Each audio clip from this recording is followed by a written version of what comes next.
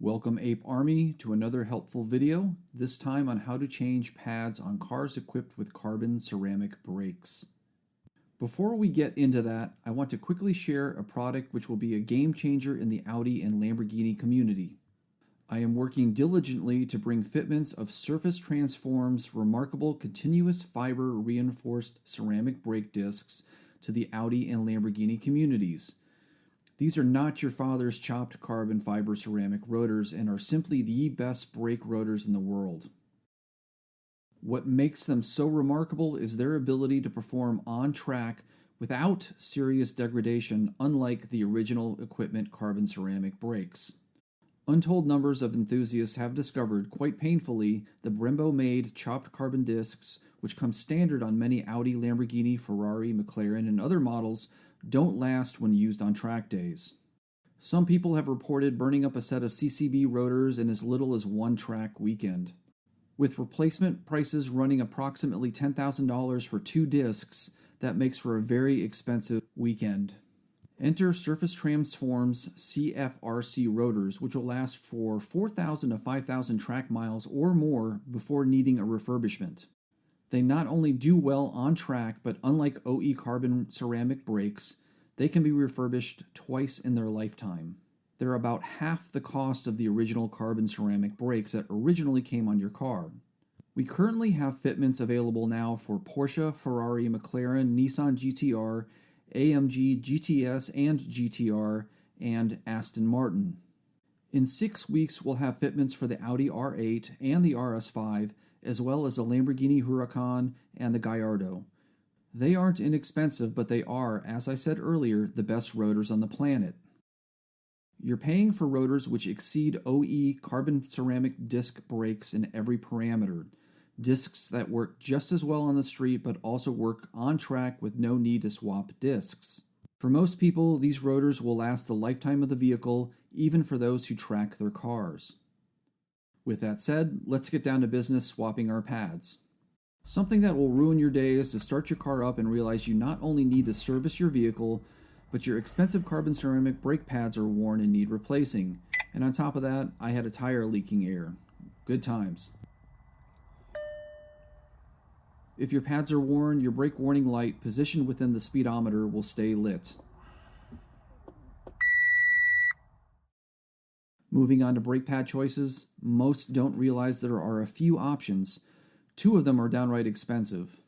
First are the original equipment pads, which come in around $500. You can find them for slightly less if you shop around. They're a good pad and work well on the street from cold, zero dusting, and generally no noise. They do fine for a bit of backroad fun, but probably fall short on track. Moving up the performance ladder, Padgett Racing offers 3 exceptional pads for carbon ceramic brakes, the RSC1, 2, and 3. For most, the RSC1 is the obvious choice as they can handle street duty and track duty for most individuals. The 2 other offerings are more race-specific, and I'd probably avoid them due to the potential for increased rotor wear. But again, they come in around $500. Sleuthing around, I found a third option. A Brembo offering which comes in at about 1/3 the cost. Brembo actually offers 2 different options, one being the NAO ceramic OE equivalent pad set, which is under $100. I chose the premium low-met OE equivalent pad set, which is just under $200 and very close to $100 if you shop around. Brembo's website features the usual marketing hyperbole, and I figured it wouldn't be a huge loss if I purchased these pads and found out I didn't like them. After receiving the pads and looking them over, there are various markings pointing to the fact they may indeed be a Padgett pad. One issue I did discover are the little harmonic weights, for lack of a true technical term, which occupy the holes on the top of the pad. The balance springs just happen to use the last outboard hole. Instead of sending them back, I opted to just drill them out. It actually takes very little effort overall, and once a bit of the center is drilled out, they pull out with a set of pliers. I have sent a tech inquiry to Brembo notifying them of their error. To be clear, there are some non-CCB cars which use the same caliper and have these little harmonic weights on the original equipment pads. The RS5, R8, Gallardo, and Huracan, however, do not.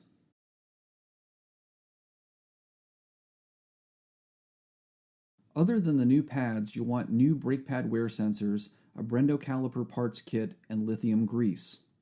The Phoebe lithium grease I have listed is about 1/8 the cost of the OE grease from Audi, and it's the exact same stuff. I used wear indicators from Centric, as they too are far less expensive than purchasing directly from the dealership.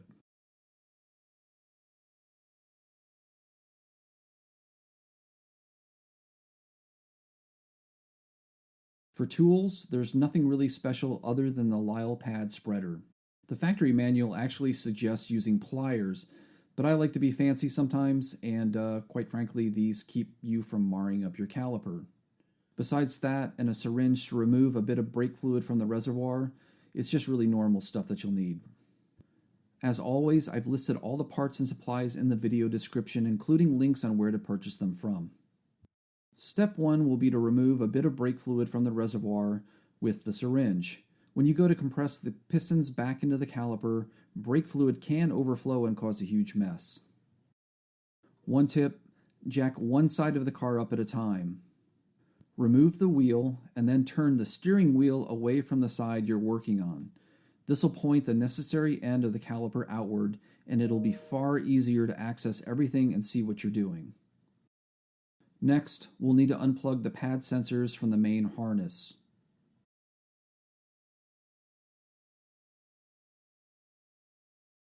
Flipping around to the other side of the damper, the pad sensor fits into a small bracket. Use a screwdriver to push the anti-rotation tab out from the bracket and rotate the plug.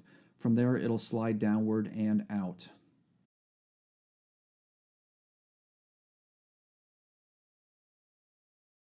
Using your 13mm socket and a small breaker bar, loosen the pin retaining bolt on the back side of the caliper. Both balance springs will also need to be removed. You can use a set of pliers or a spring puller like I'm using. The most difficult aspect of the pad installation is the removal of the main caliper pin and its reinsertion. Using your 1/4-inch punch and a dead blow hammer, punch out the pin. It may look more difficult than it actually is due to me trying to keep clear of the camera and provide you with a good view. This is a pretty easy step if you have a lift. Spread the pads next and remove the pads along with the pad wear sensors.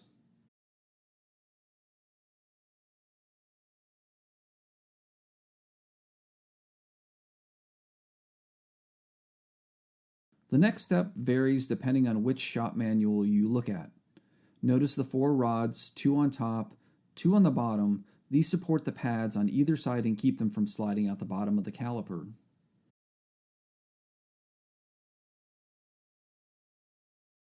The R8 workshop manual says to clean these and then apply a light layer of lithium grease.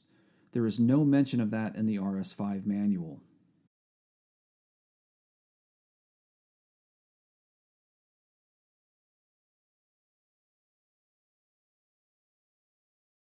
Take your new pads and new wear sensors and introduce them to one another. They really only go in one way, so take the time to examine how they fit in the slot. Slide the pads back into the caliper and grab your new pad springs, inserting the pad wear indicator wire into the small clip on the spring.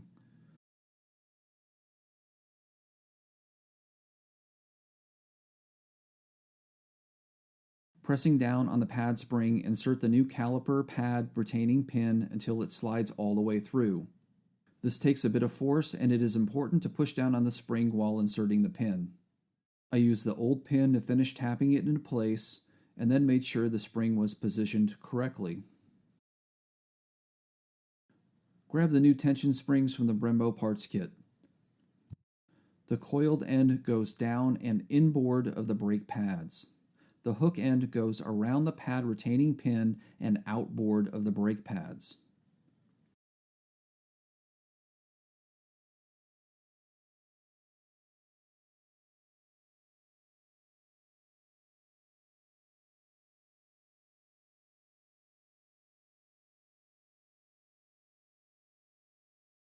Take the new 13mm bolt and insert it into the end of the pad retention pin.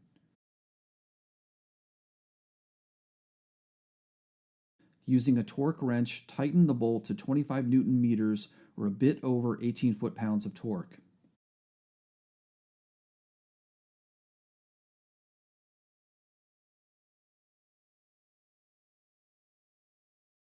Moving over to the driver's side caliper, the pad spring is flipped and the retainer for the brake pad wear sensor wire points down.